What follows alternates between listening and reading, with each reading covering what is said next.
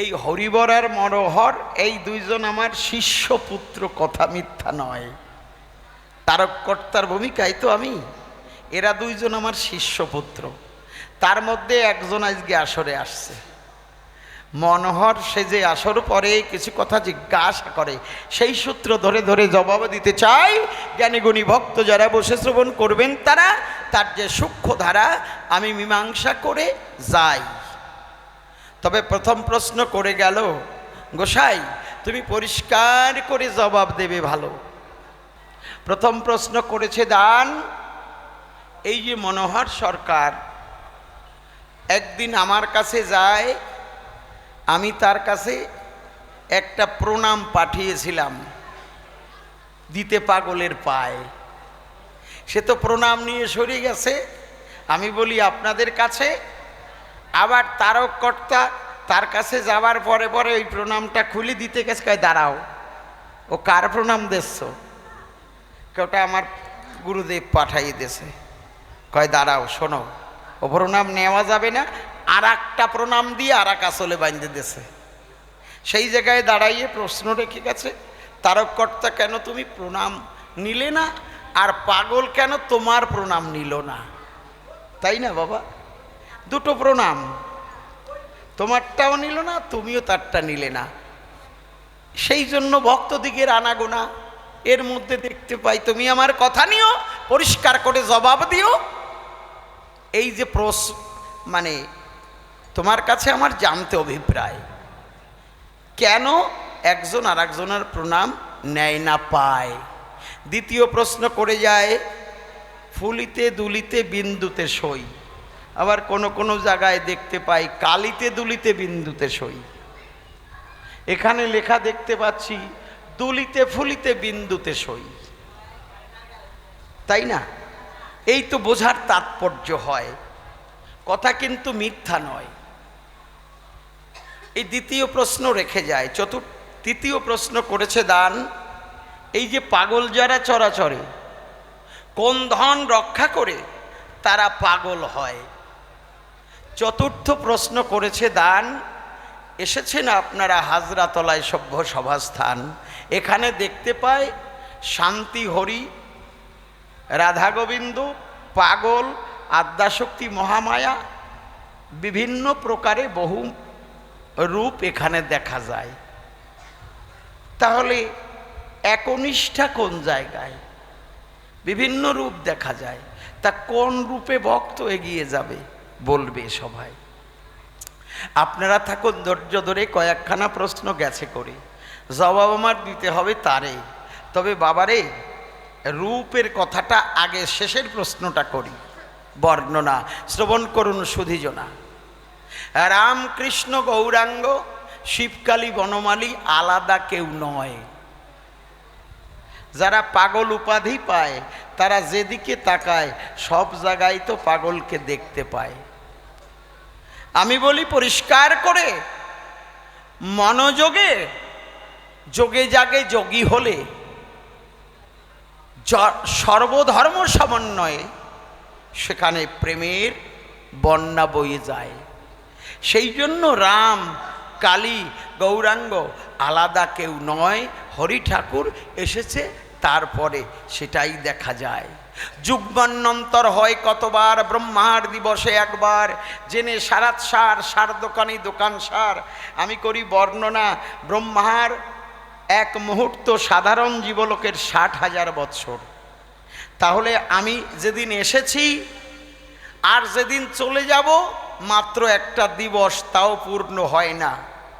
ও বাবা, যতক্ষণ গান চলবে দয়া করে আসরে বসে কেউ হরি বলে, ওই যে কি যেন বাবা নাম কব করে টান দিল, ওটা যেন না দেয়। হরি বল, যত সময় গান চলবে আসরের বাইরে যাই খাও বাবা, যদি একটু খাইয়ে তাড়াতাড়ি করে আবার আসবা নাকি।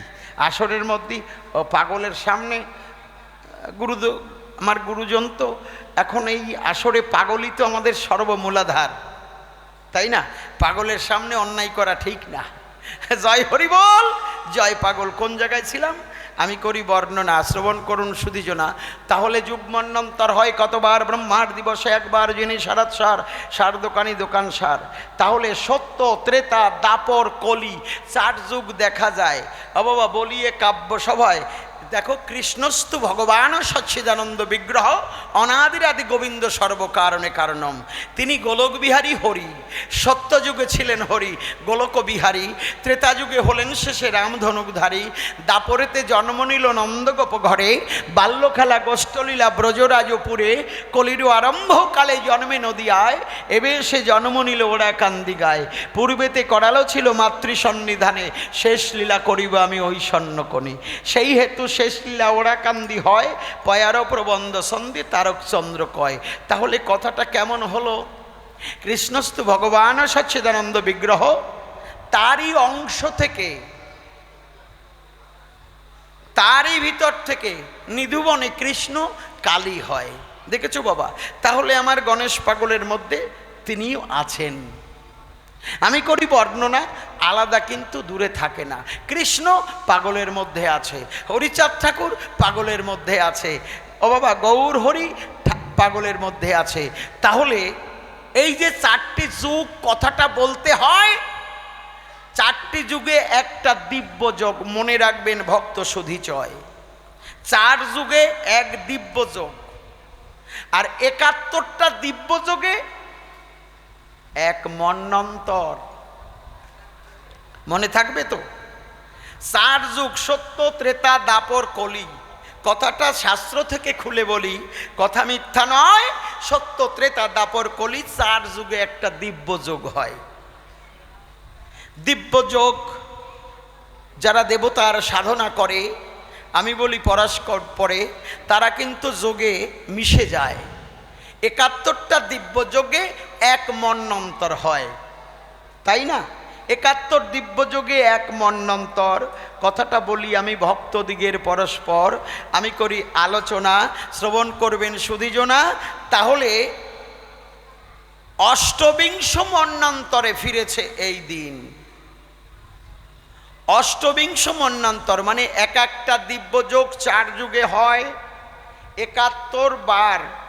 71টা দিব্য যোগে এক মন্বন্তর হয়, আর 28 মন্বন্তরে ব্রহ্মার একটা দিবস পাওয়া যায়। আমি বলি সভা পরে, তাহলে যুগ মন্বন্তর এখানে বলেছে, আপনারা শুনেছেন, দেখেছেন, কথা মিথ্যা নয়। শাস্ত্র থেকে সূক্ষ্মাকারে আমার বলতে হয়। তাহলে অষ্টবিংশ মন্বন্তরে ফিরেছে এই দিন। তোদের এদিন যদি যাই বিফলে, আর পাবি না দিনরে। আমি করি বর্ণনা, অমনোহর দেখো, রাম কৃষ্ণ, ও বাবা 1988 বার আমার ভগবান শ্রীকৃষ্ণ এই মর্তধামে এসেছে, মর্তপর।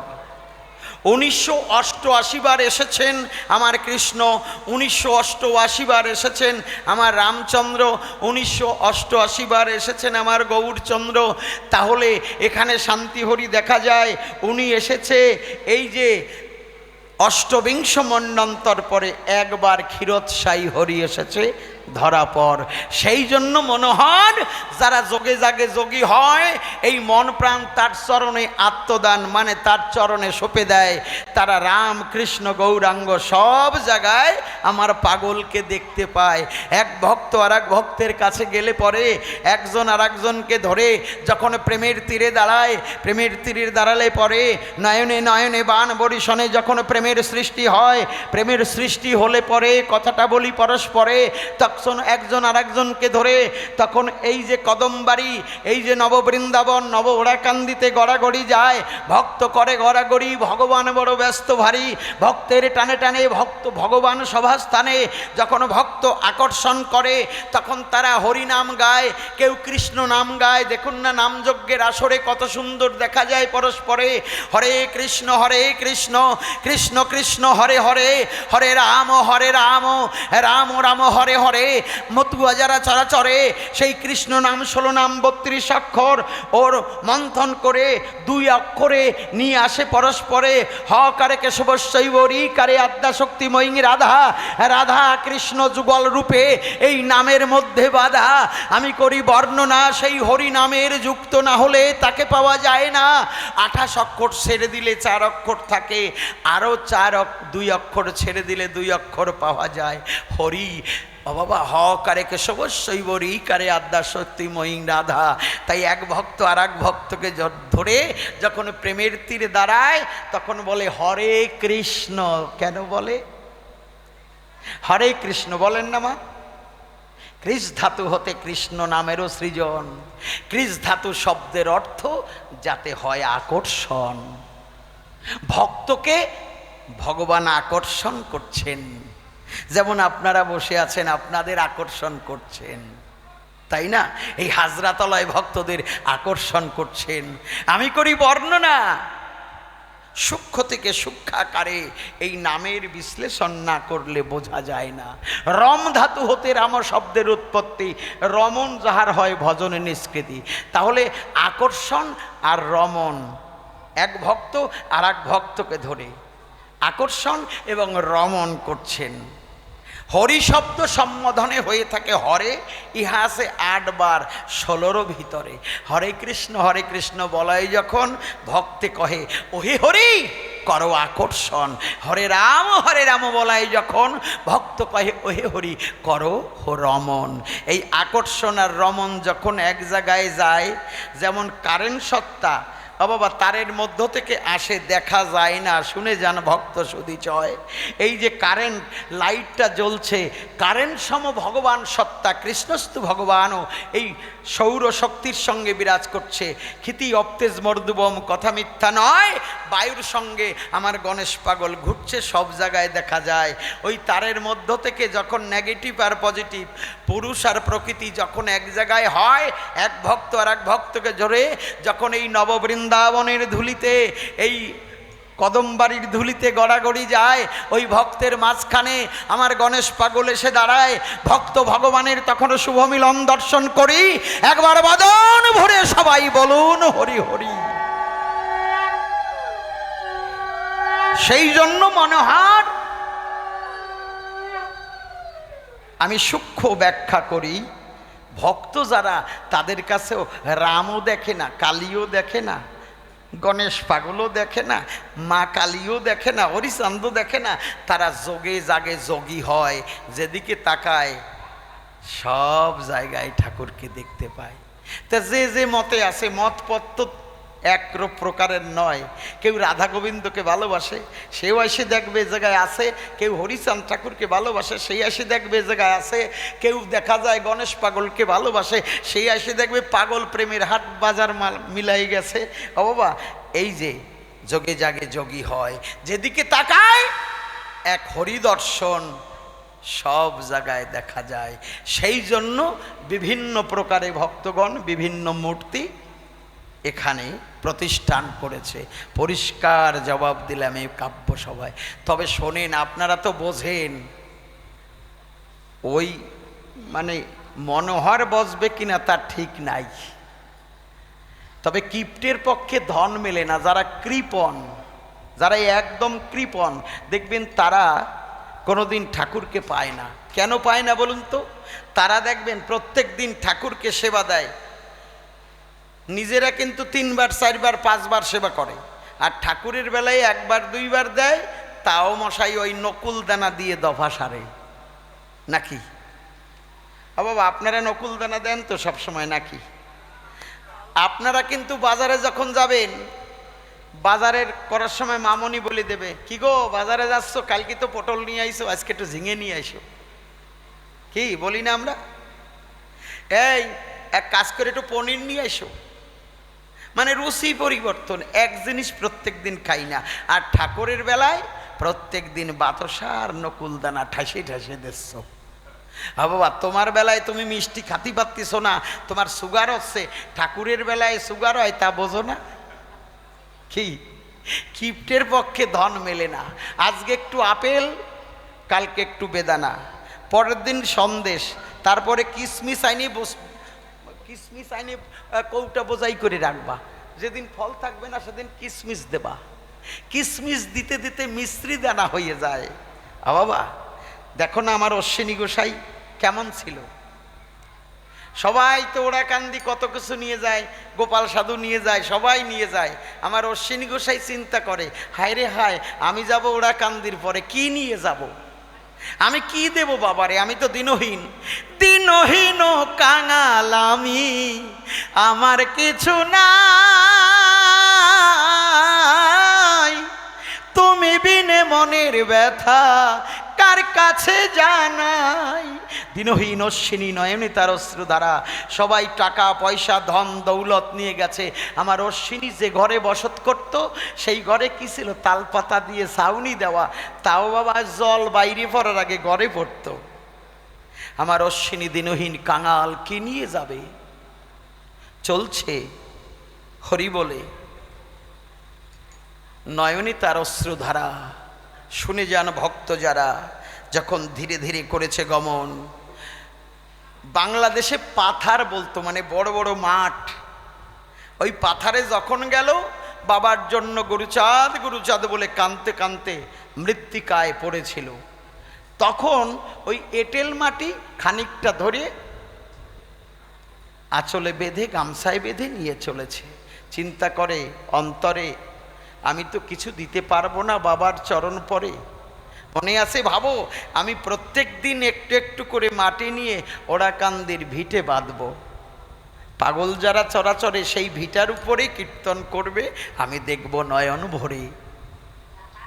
দিনহীন কাঙাল আমি, আমার তো কেহ নাই। একদলা মাটি নিয়ে চলেছে অশ্বিনী গোসাই। যখন ধীরে ধীরে চলে গেল, গোপাল সাধু টাকা পয়সা দিল। বাবা আরো যত পাগল ছিল সবাই তো ধন ঐশ্বর্য টাকা পয়সা দিল। আমার গুরুচাঁদ ডাক দিয়ে শুধায়, গুরুচাঁদ ডাক দিয়ে শুধায়, এ গোপাল, এ বিপিন, এ যাদব, এই আমার অশ্বিনী আসে নাই, এই আমার অশ্বিনী কোথায়, আমার অশ্বিনী আসে নাই, আমার অশ্বিনী কি খাবার এনেছে, আমি তার খাবার খাবো। অশ্বিনী বাবা, তোর খাবার না খেলে আমি শান্তি পাই না। বাবারে সবাই তো খাবার দিচ্ছে আমায়, মনে আছে ভাবো। আগোপাল, আমার অশ্বিনী কখন আসবে, আমি তার হাতের আনা খাবার খাবো। অশ্বিনী কথা শুনতে পায়, বাবা তো আমার খাবার খেতে চায়, আমি তো কিছু আনতে পারিনি, কি দিব বাবার হাতে। নয়নে তার অশ্রুধারা বক্ষ ভেসে যায়। আমার গুরুচাঁদ ছুটতে ছুটতে গিয়ে দেখে নাট মন্দিরের পিছনে অশ্বিনী ধুলায় গড়ি যায়। বলছে, পাগল, এই জায়গায় তুমি গোড়াগড়ি করতেছো?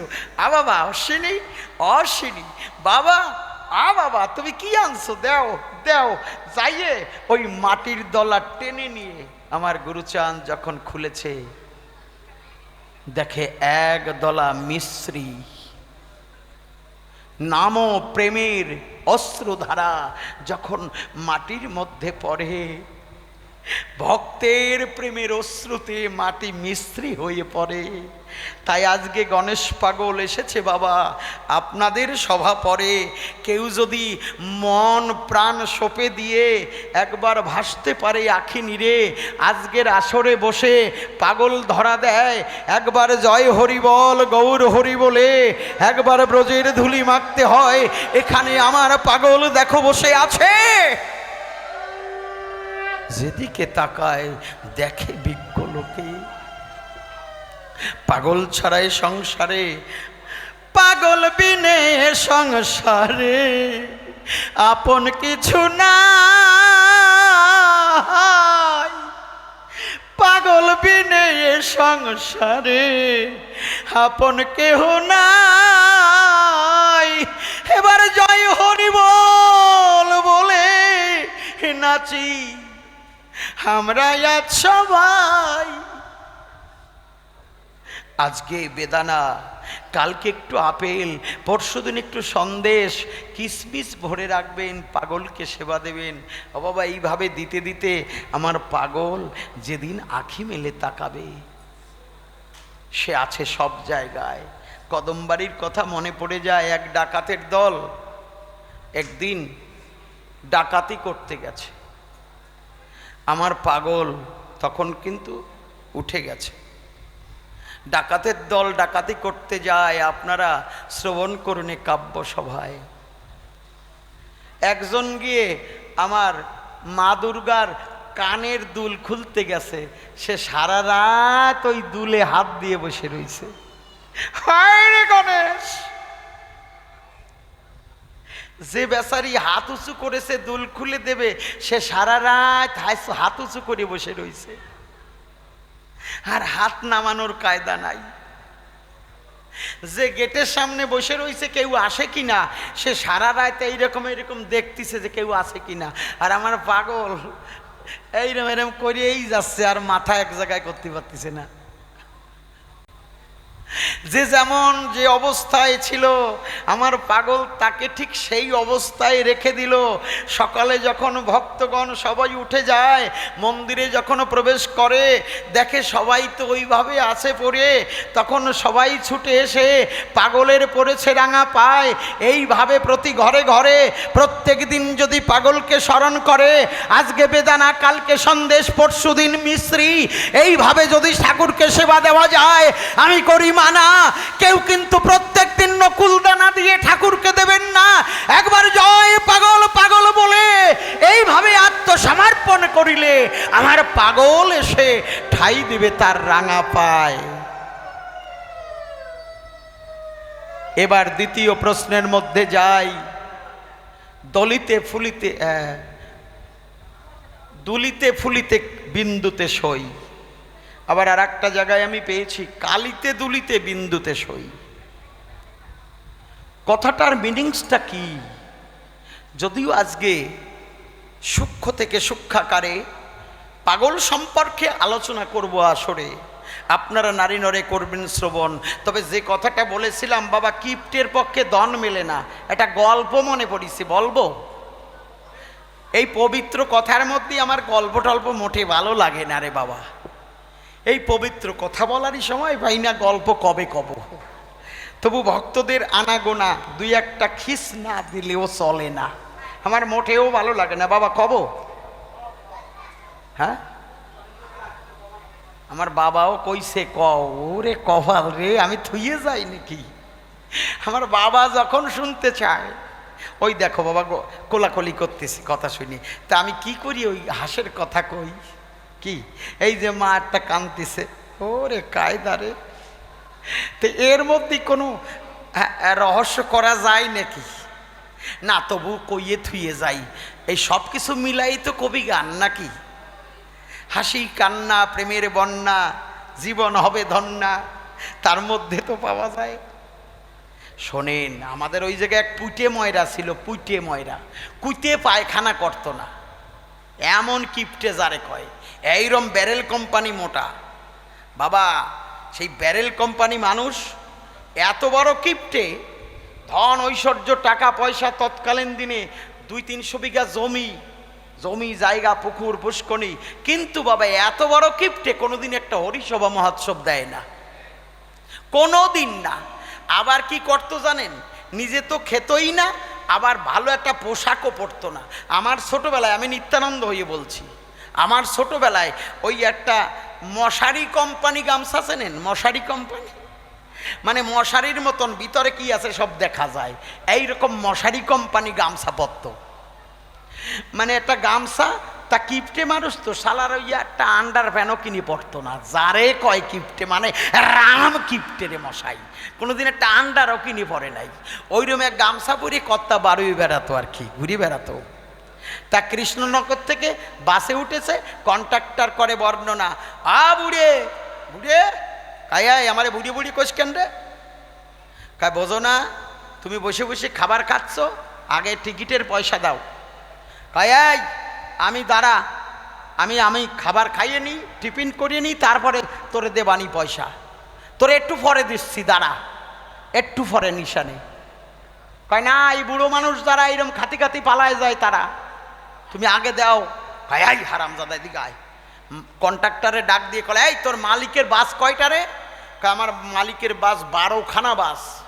কয় তোর কয়টা আছে? কয় আমার কিচ্ছু নাই, ওই জায়গায় আমি খাটনি খেটে খাই।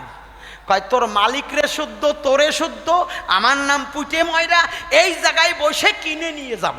জানিস মশাই, ওই যে গামছাটা পরিছে, আন্ডারপ্যান্ট নাই, ওই গামছার খোট থেকে সেই দিনকার কথা বলছি, আজকের কথা না, কৃষ্ণনগর থেকে বাসে করে যাচ্ছিল তো, বাবা টান দিয়ে 5 লাখ টাকা বের করেছে এই জায়গার থেকে। তখন মশাই 30,000 টাকা হলে এটা বাস হয়ে যেত, আজকের কথা না। এখন ওই পুটে ময়রা দোকানে যাইয়ে কি খেত জানেন? কিপটে কারে কয়, দোকানে দাইয়ে বলতো, দোকানদার কয় কি হয়েছে? কয় 8 আনা ছিঁড়ে দাও, মানে পরোটা কিনে খাবে না, বেশি লাগবে। কয় 8 আনা ছিঁড়ে দাও। কয় আর কি দেবো?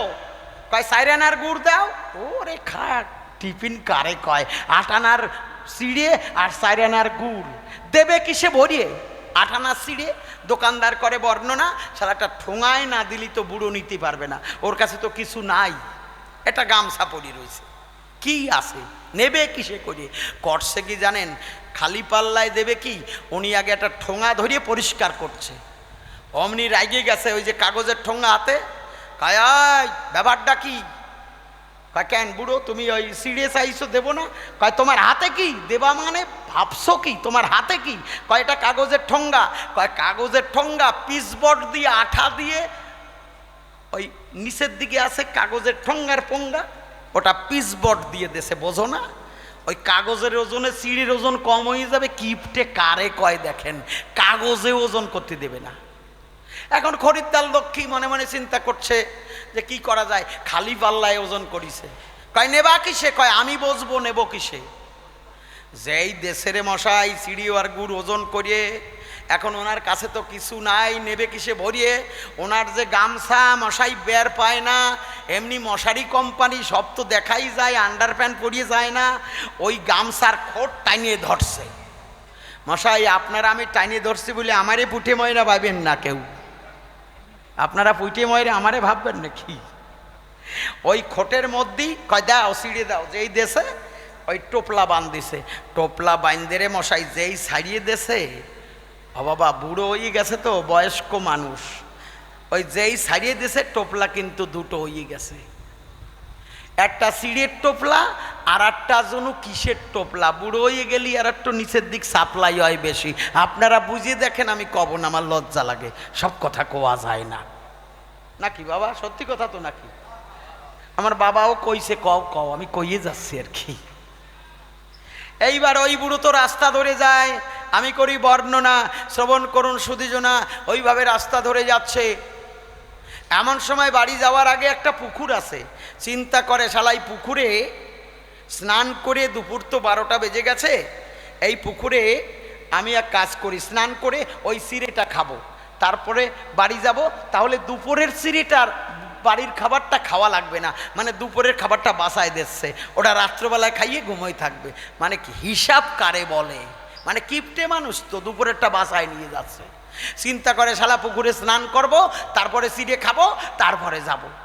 মশাই এদিক ওদিক তাকাচ্ছে, শুনে যান সবাই।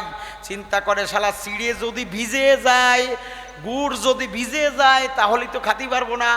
তা কি করা যায়? শালা গামছা খুলে থুয়ে জলে নামবো। এদিক ওদিক তাকাচ্ছে, তাকাইয়ে দেখে রাস্তায় কেউ নাই, গামছা এক টান দিয়ে খুলে ভোলানাথের মতন হয়ে নামিয়ে যাচ্ছে জলে। ঈশ্বরের কাজ দম্বে করে। সেই বৎসর সেই পুকুরে হাইব্রিড মাগুরের চাষ ছিল।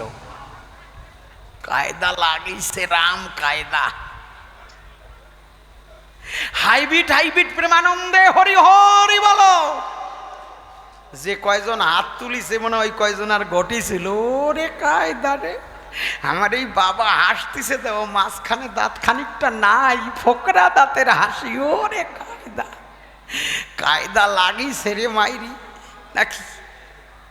উনি তো গামছা খুলে তুই জলে নামতেছে, আর ওই ঘাটে 5 কেজি ওজনের একটা হাইব্রিড এসে দাঁড়ায় রয়েছে। কি যেন দুলতি দুলতি যাচ্ছে, আমি কিন্তু সব কথা বলি না, আপনারা বুঝে নেবেন।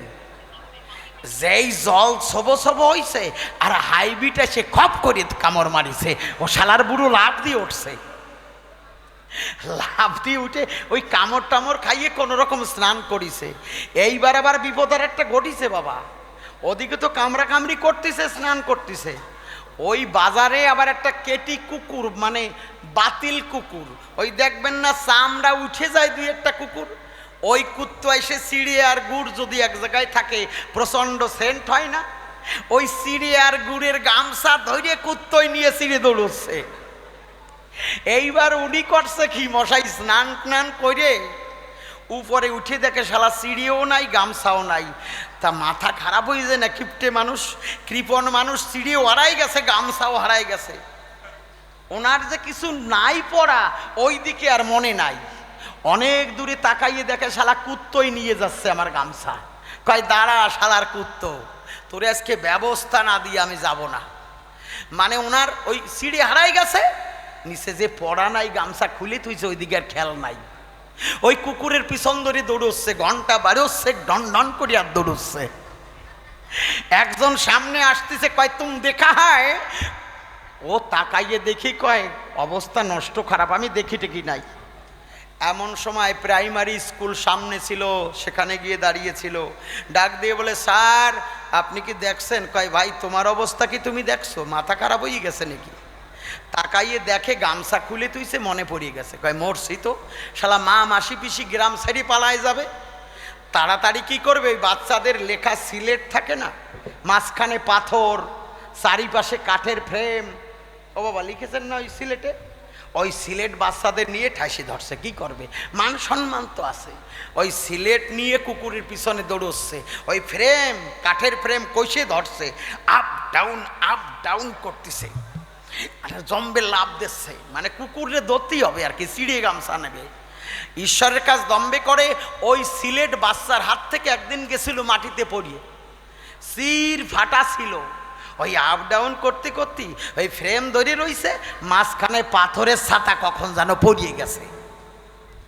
এখন তো ওই রকম দৌড়চ্ছে, একজন সামনে আসতেছে, কয় তুম দেখা হায়, ও কয় ভাই নাহি হায়, আমি জীবনে বহু কিছু দেখেছি কিন্তু এইরকম ফ্রেম লাগানো তো দেখি নাই, জয় রাধে। তবে শোনেন কবি গান, এটা যুক্তিযুক্ত কথা। এই যে ফ্রেম, এটা কোথায়, ওখানে কি লেখা আছে? কালিতে দুলিতে বিন্দুতে সই, তাই না? আবার বলেছে দুলিতে ফুলিতে বিন্দুতে সই, কথা কিন্তু মিথ্যা নয়। বিন্দু একদিকে, আমার পাগলের গুরুদেবের নাম বিন্দু, দেখেছেন বিন্দু গোসাই, আমার পাগলের গুরুদেবের নাম, কিন্তু কথাটার মিনিংসটা কোথায়? কালিতে দুলিতে বিন্দুতে সই, কথাটা আমি শাস্ত্র থেকে যদি কই, আমি করি আলোচনা, শ্রবণ করবেন সুধীজনা, এটা কবি গান, অন্য কিছু না। যুক্তিযুক্ত কথার মধ্যে গল্প বলতে হয়, গল্প কিন্তু যারা কবি তারা আসরে বসে বানায়, কথা কিন্তু মিথ্যা নয়। বাবা তাহলে ওই বিন্দুকে ধারণ করেছে যারা, আমাকে একটা প্রশ্ন রেখেছে, পাগল হয়েছে তারা। আমার অশ্বিনী গোসাই একটা গান বলেছে না, গানটা গাবো নাকি? অশ্বিনী গোসাইয়ের গান মনে পড়ে গেছে, ওই বিন্দুকে ধারণ করেছে যারা, কালিতে দুলিতে বিন্দুতে সই, তারাই পাগল হতে পারে। বাবা এই যে তোমার দেহটা, এই দেহটাকে তুমি চেনো, তোমাকে জাগ্রত করো, এই দেহের মধ্যে সবকিছু আছে রে পাগল। সুখল না বসত করে এই নবরত্নের ঘরে, একবার পাগল চান বসত করে নবরত্নের ঘরে, সুখল না বসত করে নবরত্নের ঘরে, ও ঘরে কাল কামিনী, ও ঘরে কাল কামিনী, ও ঘরে কাল কামিনী, দিন রজনী, কাল কামিনী দিন রজনী, চিন্তা নলে দগ্ধ করে নবরত্নের ঘরে, সুখল না বসত করে নবরত্নের ঘরে।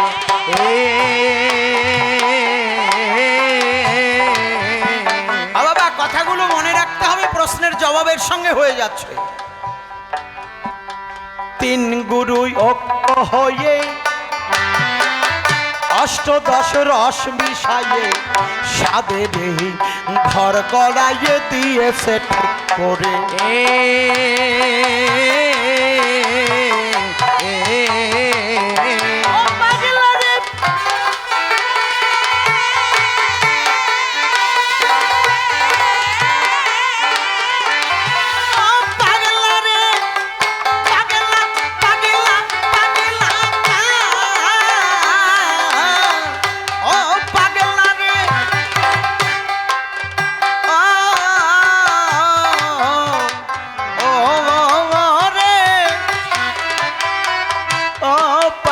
রে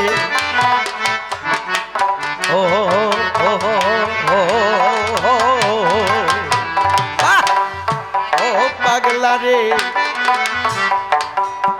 তিন গুরু কে কে?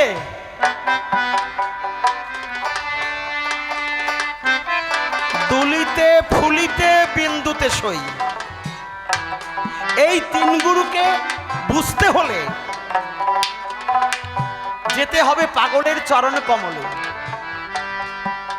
ভজন মার্গে কামরূপী কুকুর চতুর কোনা একটা স্লেট। বাবা কাম ক্রোধ লোভ মোহ মাত মাৎসর্য ষড়রিপু, এই যে 18 মোকামের দেহ,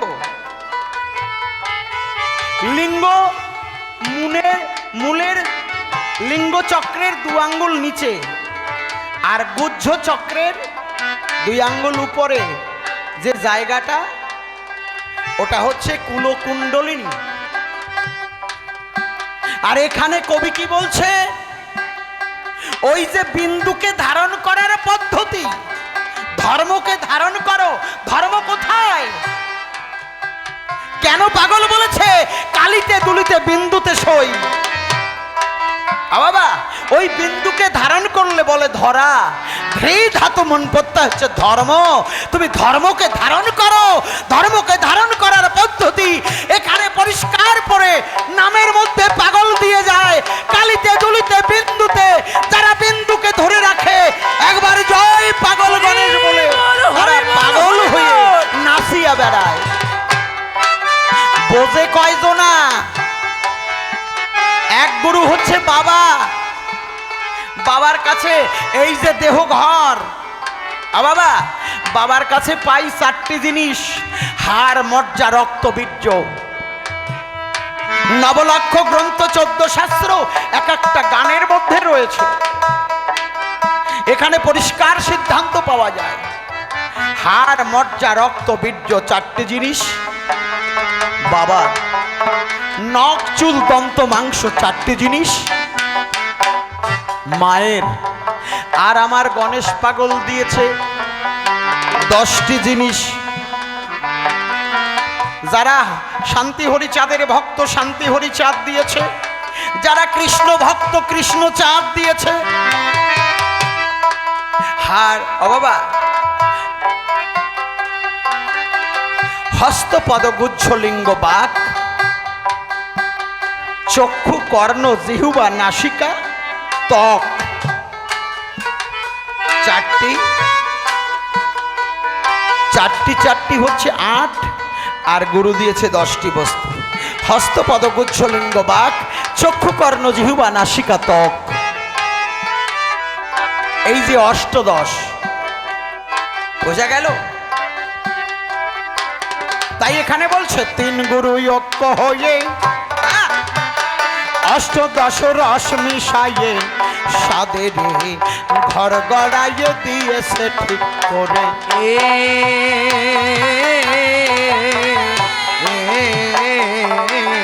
তার 2 খুঁটির পর ফাইরে সারা। ও পাগল রে, একবার উলুধ্বনি জয় হরি।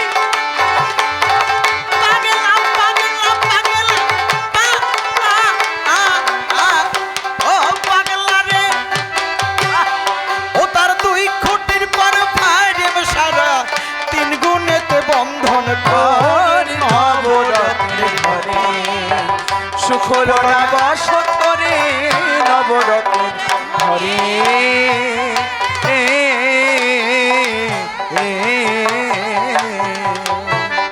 এখানে কি বলছে? শ্রী গুরুর অপার কীর্তি, মটকার পরে দুইটি বাতি। বাবা, আপনারা একটু কান্নাকাটির গান ভালোবাসেন তো বেশি। আমি কান্নাকাটি একটু পরে করাচ্ছি আপনাদের। একেবারে কান্দে কাটিয়ে থাকবেন, ঢুলে পড়বেন। কিছু সময় আগে অট্ট হাসি দিয়েছেন, এবার আধ্যাত্মিকবাদ, পাগলের প্রশ্নের জবাব পাচ্ছেন। এরপরে আপনারা কান্নাকাটি করবেন। আগেই যদি কান্দে আলোয় পড়ে তাহলে কিন্তু সার তত্ত্ব কথাগুলো বাদ পড়ে যাবে। এটা কিন্তু কবিগান, মনে রাখবেন। শ্রী গুরুর অপার কীর্তি, মটকার পরে দুইটি বাতি, জ্বলতেছে দিবা রাতি জগৎ আলো করে।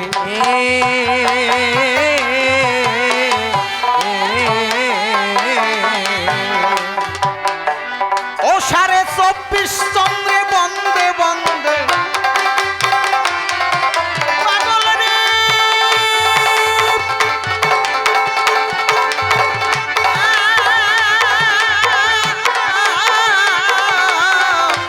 ও পাগল রে, সাড়ে 24 চন্দ্রে বন্দে বন্দে রয়েছে ঘরের ভিতরে নবরত্নের ঘরে সুখ হলো না বসত রে নবরত্নের ঘরে। বাবা, আমার পাগল বলেছে দলিতে ফুলিতে বিন্দুতে সই। সেই বিন্দু থাকে কোথায়? দেখো না, ভট্টের বাগানে আমার পাগলকে যখন বিন্দু গোসাই যে কোনো একটা কারণের জন্য তাকে প্রচন্ড প্রহার করেছিল, প্রচন্ড মেরেছিল বিন্দু গোসাই। মার খেয়ে মরিয়ে যাবার প্রায় অজ্ঞান হয়ে গেছে আমার গণেশ পাগল। ভট্টের বাগানে তাকে ফেলে দেয়। বাবা, সেই দিন প্রচন্ড বৃষ্টি হয়েছিল। বৃষ্টি আমার পাগলের গায়ে পড়ে যখন জ্ঞান ফিরে এসেছে, আমার পাগলের দীক্ষাগুরু কে জানেন আপনারা? বাবা,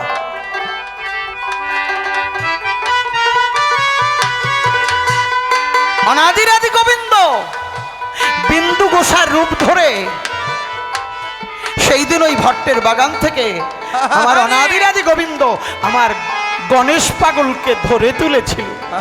ওরে গণেশ, আমি আছি, আয়।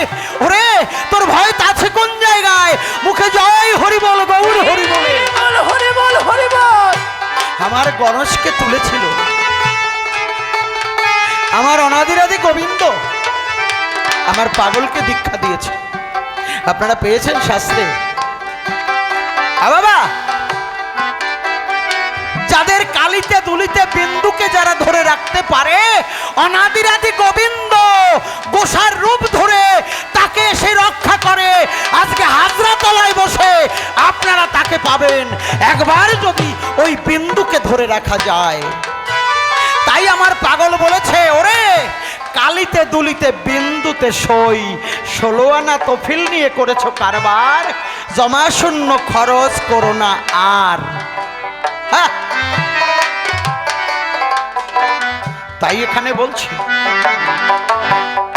24.5 চন্দ্রে বন্দে বন্দে রয়েছে ঘরের ভিতর।